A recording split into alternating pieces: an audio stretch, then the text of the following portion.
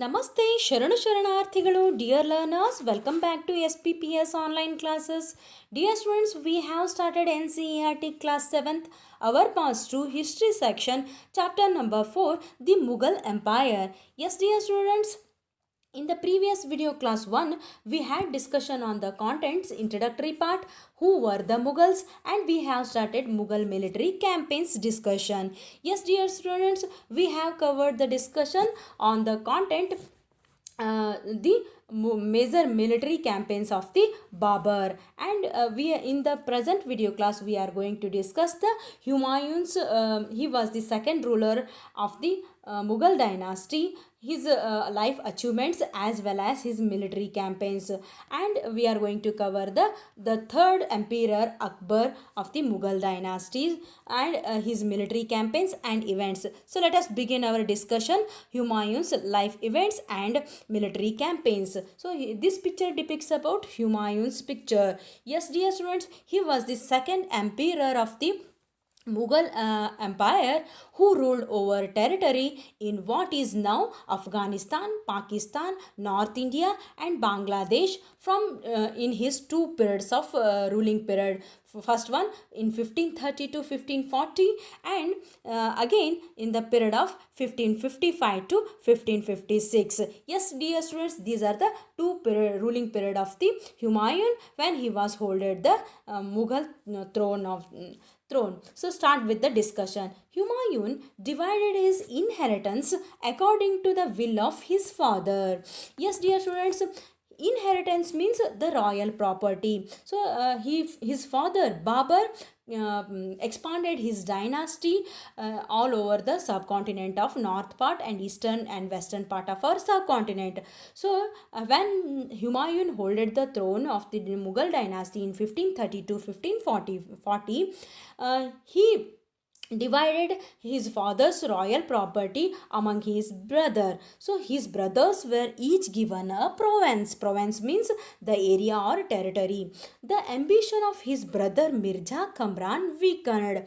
His half brother Mirza Kamran, he wanted to, his brother became weaker and he wanted to hold the Delhi throne. He faced the one of the biggest issue from the Mirza Kamran. So Humayun's cause against Afghan competitors, in his ruling period of first ruling period, Humayun faced another one trouble. So that is the cause of Afghan competitors attacks. So Sher Khan, he was the ruler of the Sur dynasty in Iran, and he defeated Humayun at Chausa near the Agra in 1539 in Indian subcontinent, in the north part of our Indian subcontinent.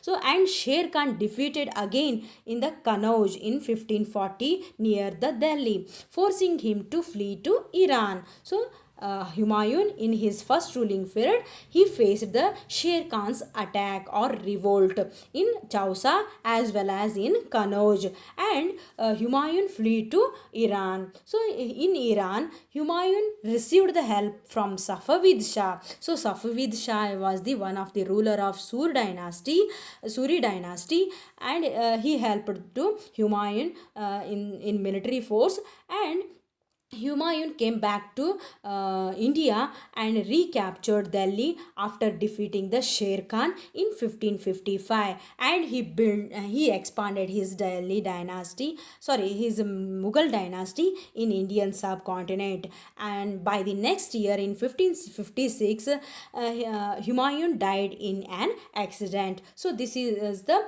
major campaigns of Humayun. He was the second ruler of the Mughal Empire. So next we go through this is the one of the Mughal architectural style adopted, that is Humayun's tomb. It is located near the Delhi.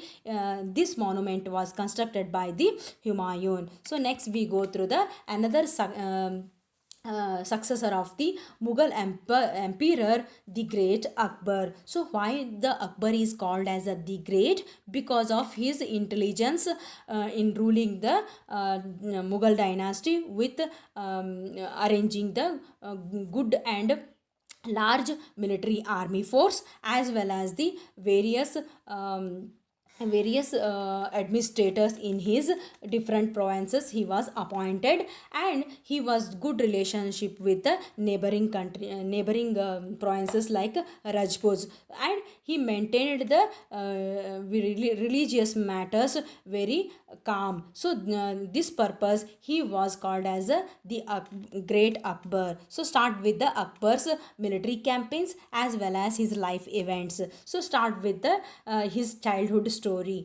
Abdul Fazl Jalaluddin Muhammad Akbar is popularly known as Akbar. So literally the all the chronologists or historians given him title as the Great. So he was born on 14th October 1542, also known as Akbar the Great or Akbar. So he was a Mughal emperor from 1556. So in 1556 he ascended the Mughal throne, and he was the third and one of the greatest rulers of the Mughal dynasty in India.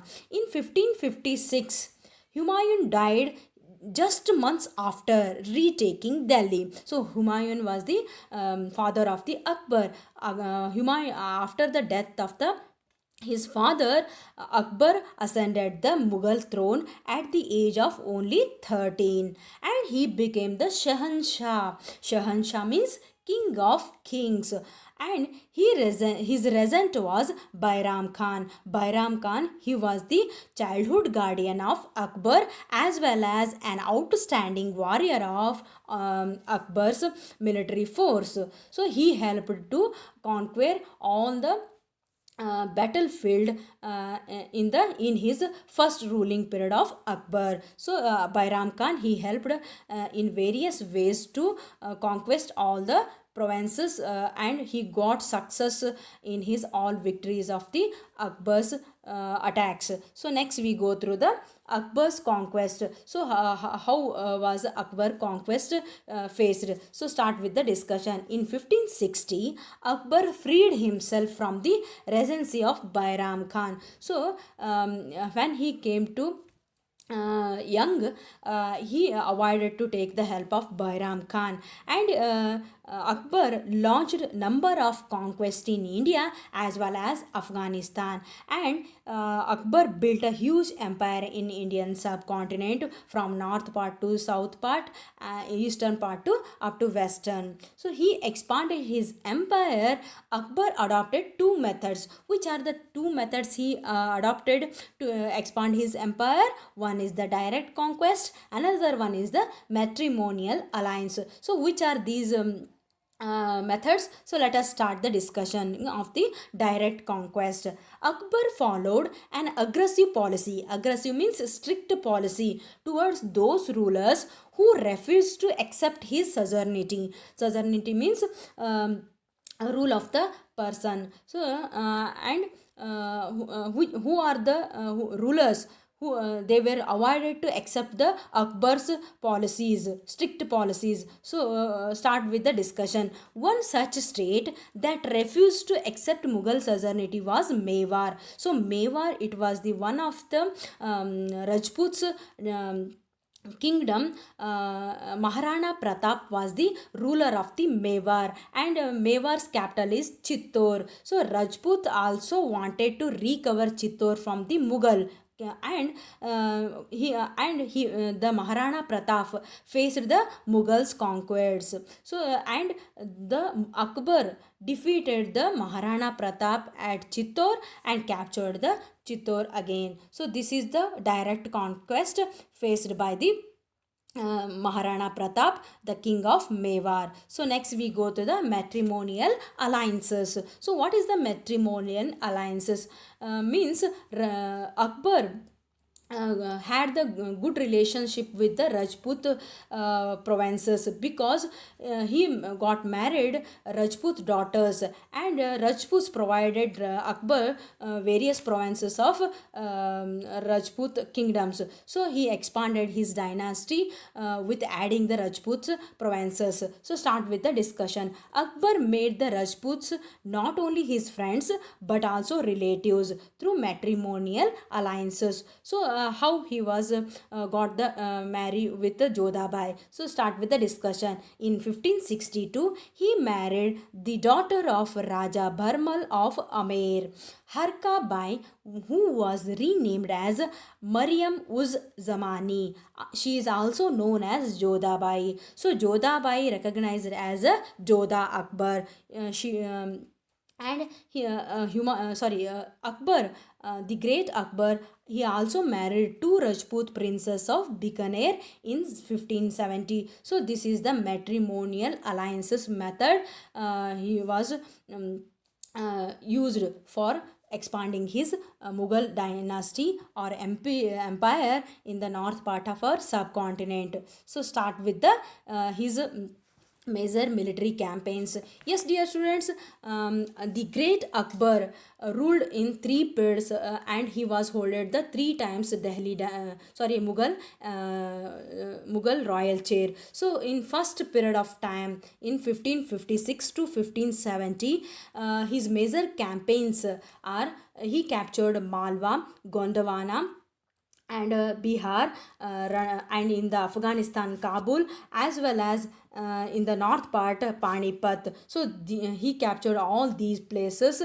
and expanded his dynasty in his first ruling time. In second ruling time, he captured Bihar and Bengal and Orissa in the year of 1570 to 1580. And in the third ruling period, he captured Berar, Ahmednagar, and Khandesh. Totally in three periods, he captured all the provinces from the Afghanistan to eastern part of our subcontinent, as well as in the north from Kashmir to up to Ahmednagar. So this is the campaigns of the Mughal Emperor, the Great Akbar. So let us discuss the Akbar's campaigns detailed. So Akbar ruled in his reign, he can divided into three periods. So start with the first period, ruling period, second ruling period, third ruling period. So he was holded the Delhi Mughal throne in the 1556 to 1570. Akbar became independent of the regent of Bairam Khan. So Bairam Khan, he was the supportive person of Akbar in all military campaigns and other members of his domestic staff. And his first military campaigns were launched against the Suris. So Suris are the rulers of the in the Sur dynasty in the present day Bihar, and other Afghans against neighboring kingdoms of Malwa and Gondwana. So in the Malwa and Gondwana was attacked by the Akbar and captured by the Akbar in his first ruling period of 1556 to 1570. And to suppress the revolt of his half brother Mirza Hakim, and the Akbar faced the Hakim's revolts also, and Uzbeks also. In the first ruling period, in 1568, Sisodia means it is the one of the family of the Rajput. Their capital is Chittor. Chittor also captured in 1568. In 1569, and this is Ranthambore also one of the Rajput capital, though both are captured by the Akbar, and Akbar expanded his dynasty towards all these provinces of Indian subcontinent. And in the first ruling period, he faced the battle of Panipat. Second, his competitors Adil Shah Suri, and he faced the attack of Hemu. He was the one of the Hindu king who previously served as a general and chief minister of Adil Shah Suri of the Sur dynasty during a period in Indian history when the Mughals and Afghans were vying for power across North India. And Hemu, he was the supplier of sarals and gunpowder to Sher Shah, Adil Shah's army or military soldiers. So, start with the discussion. In 1556th century, the Mughal forces, means the Akbar forces, clashed with Afghan forces led by the chief minister and general of Adil Shah Sur, Hemu. And he defeated the Mughals near Delhi and occupied the city. So Hemu defeated the Akbar near Delhi and captured the city Delhi. But before he could consolidate his position, Mughal forces under Bairam Khan marched on to Delhi. So Hemu wanted to and Adil Shah Sur wanted to consolidate this province in their dynasty. So Mughal forces, means the Bairam Khan as well as the Akbar, both marched on to Delhi, and the Afghans army was defeated at Panipat near the Delhi, and Hemu was captured and killed. So this battle is called the Second Battle of Panipat, and the Second Battle of Panipat crushed the Afghan power and removed the threat to Akbar's throne. So Bairam Khan